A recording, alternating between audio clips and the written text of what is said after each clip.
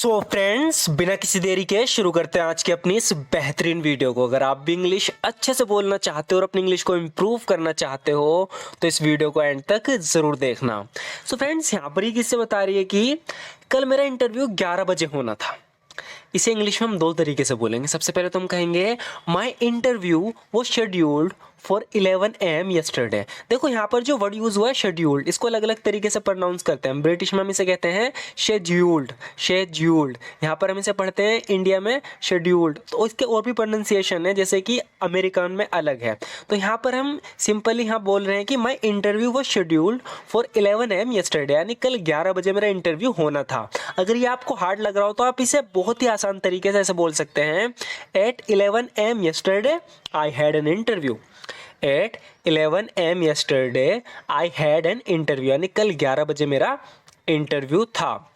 इसीलिए मैं कल सुबह 5 बजे उठी और नहा धोकर तैयार हो गई। इंग्लिश में बोलेंगे सो दैट्स वाई, इसीलिए दैट्स वाई का यूज़ करेंगे या सो का भी यूज़ करेंगे। यहाँ पर सो या दैट्स वाई दोनों का मतलब इसलिए से है। यहाँ पर हम कह रहे हैं कि दैट्स वाई, इसीलिए I woke up at 5 AM yesterday, मैं सुबह 5 बजे उठी। 5 AM का मतलब होता है 5 बजे सुबह के, AM अगर PM आता तो शाम के। तो बता रही है कि that's why I woke up at 5 AM yesterday, इसलिए सुबह मैं 5 बजे उठी। And got ready immediately after taking a shower, और शावर करते हुए यानी नहाते ही मैं एकदम से तैयार हो गई। तो इसके कहने का मतलब है मैं सुबह 5 बजे उठकर नहा धोकर तैयार हो गई। That's why I woke up at 5 AM yesterday and got ready immediately after taking a shower. Shower का मतलब नहाने से होता है, या आप इसे शावर की जगह ऐसे बोल सकते हो, दैट्स द रीज़न, यही वजह थी।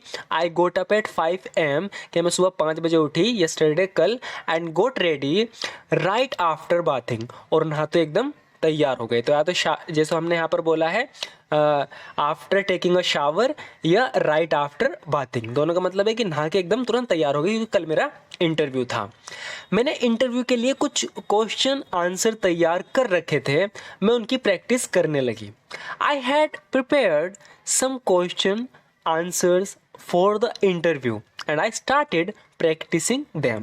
यानी जब हमारा इंटरव्यू होता है तो हम उनकी कुछ तैयारी करते हैं। तो यही बता रही है कि I had prepared some question answers for the interview, यानी इंटरव्यू के लिए मैंने कुछ सवाल जवाब क्वेश्चन आंसर तैयार कर रखे थे। And I started practicing them, और मैं उनकी प्रैक्टिस करने लगी। ये मेरा पहला इंटरव्यू था, इससे पहले मैंने कभी इंटरव्यू नहीं दिया था, इसलिए मैं थोड़ी नर्वस थी। बता रही है कि this was my first interview and I had never faced an interview before, so I was a bit nervous. ऐसा सबके साथ होता है। यहाँ पर ये बता रही है कि this was my first interview, ये मेरा पहला इंटरव्यू था। And I had never faced an interview before, और मैंने पहले कोई इंटरव्यू फेस नहीं किया था, यानी कोई इंटरव्यू नहीं दिया था। So I was a bit nervous, इसलिए मैं थोड़ी नर्वस थी। हम ऐसे भी कह सकते हैं कि बिफोर दिस, यानी इससे पहले। I had never been in an interview, मैं कभी इंटरव्यू में नहीं गई। So I was feeling somewhat nervous, तो मुझे समवॉट यानी कहीं कहीं नर्वस महसूस हो रहा था। बिफोर दिस, इससे पहले I had never been in interview, इससे पहले मैं कभी इंटरव्यू में नहीं गई। So I was feeling somewhat nervous, तो इसलिए मैं थोड़ी बहुत नर्वस थी। जैसे ही 10 बजे मैंने नाश्ता किया और घर से निकल गई, यानी कि as soon as it was 10 AM, as soon as it was 10 AM। अब 10 AM आ गया तो सुबह के 10 बज रहे, PM आता तो रात के। तो यहाँ पर कह रही कि as soon as it was 10 AM, जैसे 10 बजे यानी सुबह के। आई हैड ब्रेकफास्ट, मैंने नाश्ता किया। एंड लेफ्ट होम, और घर छोड़ दिया, यानी चली गई घर से इंटरव्यू के लिए। As soon as it was 10 AM I had breakfast and left home.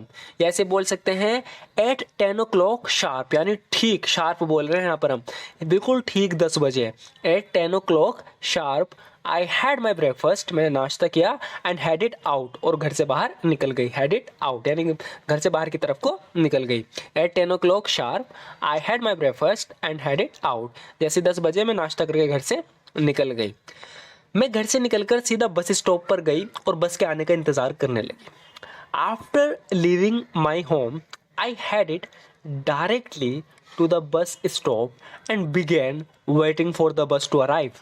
देखो यहाँ पर ही कह रही है कि आफ्टर लिविंग होम, यानी घर छोड़ने के बाद, घर से निकलने के बाद, I headed directly to the bus stop, मैं बस स्टॉप की तरफ गई। And began waiting for the bus to arrive, और बस के आने का इंतज़ार करने लगी। ये ऐसे बोलेंगे आई लेफ्ट होम, मैंने घर छोड़ा, नहीं घर से निकलकर। आई लेफ्ट होम, घर से निकलकर। I went straight to the bus stop, मैं सीधा बस स्टॉप पे गई, सीधा, यहाँ पर स्ट्रेट का यूज़ होगा।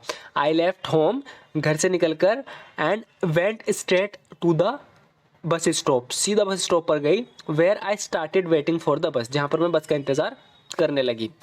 बस अपने समय से 20 मिनट लेट आई। कैसे बोलेंगे इंग्लिश में? The bus arrived 20 minutes late. The bus arrived 20 minutes late, यानी बस 20 मिनट लेट आई। The bus arrived 20 minute late. या ऐसे कह देंगे the bus was 20 minutes behind scheduled, यानी जो उसका शेड्यूल था, जो इसे हम शेड्यूल्ड भी पढ़ते हैं, जो उसका शेड्यूल था उससे 20 मिनट लेट आई। The bus was 20 minute behind schedule. एक तो बस लेट आई और ऊपर से जाम में फंस गई। कह रही है कि एक तो लेट बस आई, मैं उसमें चढ़ गई, ऊपर से फिर क्या हुआ कि बस जो थी वो जाम में फंस गई। First, the bus arrived late and on top of that it got stuck in traffic. First, the bus arrived late, एक तो बस लेट आई, and on top of that, और ऊपर से it got stuck in traffic, और ऊपर से traffic में फंस गई। यह इसे बहुत ही बेहतरीन तरीका है कहने का। हम कहेंगे not only did the bus come late but it also got caught in a traffic jam. देखो ये बिल्कुल हमने बदल दिया, मतलब कहने का वही है कि बस लेट आई और ट्रैफिक में फंस गई। एक तो हम कह रहे हैं कि first the bus arrive late, एक तो बस लेट आई and on top of that, और ऊपर से it got stuck in traffic, और ट्रैफिक में फंस गई। लेकिन यहाँ पर हम बिल्कुल ही बेहतरीन तरीके से कह रहे हैं कि not only did the bus come late, बस सिर्फ लेट नहीं आई, but it also got caught in the traffic jam, ये ट्रैफिक जाम में भी फंस गई। मुझे डर था मैं इंटरव्यू के लिए लेट हो जाऊंगी। I was afraid I would be late for the interview. I was afraid I would be late for the interview, मुझे डर था कि मैं इंटरव्यू के लिए लेट हो जाऊंगी। यहाँ पर हम वुड का यूज इसलिए कर रहे हैं क्योंकि पास्ट में सेंटेंस है। जब भी पास्ट में जब भी गेगा आता है तो वहाँ पर हम विल का यूज नहीं करते, पास्ट में वुड का करते हैं। आई वॉज अफ्रेड, मैं डर गई थी, डरी हुई थी। आई वुड बी लेट, कि मैं लेट हो जाऊंगी फॉर द इंटरव्यू, इंटरव्यू के लिए। मुझे डर था मैं इंटरव्यू के लिए लेट हो जाऊंगी। आई वॉज वरीड, यहाँ पर हम चिंतित के सेंस में बात करें कि आई वॉज वरीड यानी मैं चिंतित थी। I might get late for the interview, कि मैं इंटरव्यू के लिए लेट हो सकती हूँ। यहाँ पर माइट का कर दिया तो हो सकती हूँ।